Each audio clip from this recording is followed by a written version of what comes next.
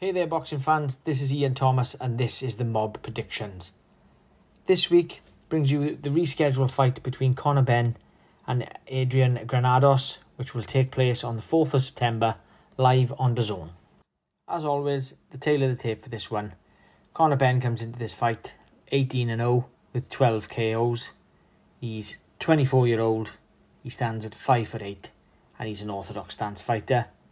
Where Adrian Granados comes into this fight 21 victories, 8 losses, 3 draws, 15 of those wins coming by way of knockout.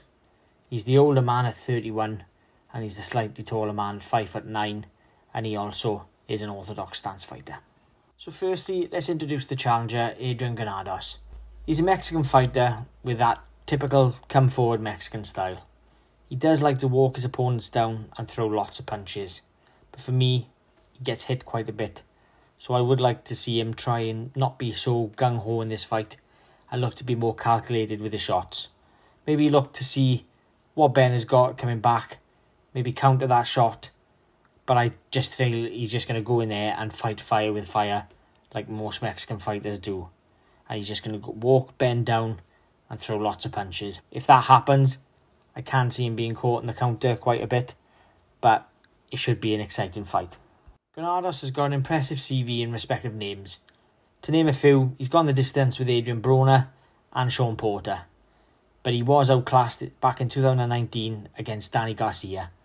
He was put down 3 or 4 times in the fight before the referee correctly stopped the fight.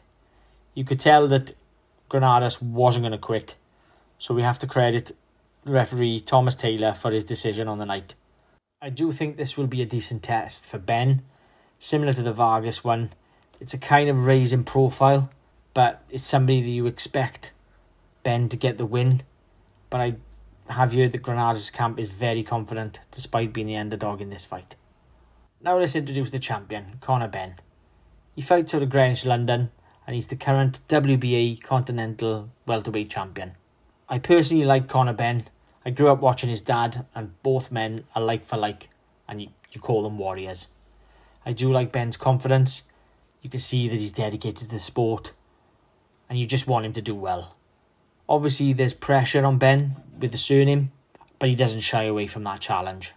And like his previous interviews, he's called out a lot of names, but no one seems to be taking him serious as of yet. Of course, it's still early days in Ben's career, with him only being 24. He's got the world at his feet. But I just feel that in this fight, maybe another statement is needed to maybe get some raised eyebrows, especially in the States. You can see that Ben is getting slicker. He's less rushed in his work. You can see that there's a decent fighter in him developing. I do like what Tony Sims is doing. For me, all Ben needs to do now is keep improving, keep winning, and there will be fights, big fights ahead in the States, I believe. But again, I don't want him to be rushed. I want it to be a steady process and him work his way, get the experience and the rounds needed, and then again, those fights will come. You could see at the beginning that he was rushing in looking for those big punches, the ones that get the crowd on their feet, and he did look quite awkward at times and inexperienced. But now you can see him picking his shots, moving with his footwork. Like in the Vargas fight, when he got his man hurt, he went in for the kill. Not as sloppy as he's been in the past. Whilst the Vargas fight, or the stoppage, was potentially premature, I can see why the referee did stop it, as nothing was coming back. My big concern for this fight is how affected was Ben from COVID. Was it just a positive test, or was it more? You have read that many people have suffered from fatigue after having COVID, so hopefully that's not a factor on the night. I can see this being a real decent fight. Both fighters like to throw. Maybe their styles will gel from the get-go. I'm sure that it won't take long to get going.